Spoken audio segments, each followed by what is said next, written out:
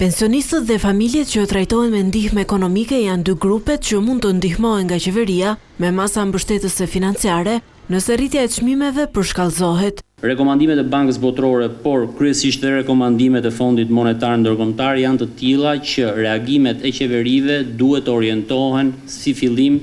drejt mbrojtjes së grupeve vulnerabël, pra shtresave që janë më në nevojë, qofshin këto pensionistët apo familjet që marrin ndihmë ekonomike. Kështu që edhe ne çfarëdo lloj mase që do të marrim dhe që do të ndërhyjmë në treg për të përmirësuar situatën, do të jetë rakorduar me partnerët tanë. Qeveria ju ktheu një përgjigje edhe shoqatave të biznesit që pak ditë më parë kërkuan ose ndërhyrje në taksa ose subvencionim për të përballuar situatën e krijuar për shkak të çmimit të naftës. Këto janë masa lehtësuese, të cilat ne do t'i vlerësojmë rast pas rasti, por siç thash, rekomandimet nga FMN-ja dhe nga Banka Botërore vijnë në një formë të tillë ku orientimet e ndihmës që jep qeveria duhet të jenë fillimisht te grupet vulnerabël dhe ke shtresat që kanë më shumë nevojë përpara se sa të fillojmë dhe të ndihmojmë sektor specifik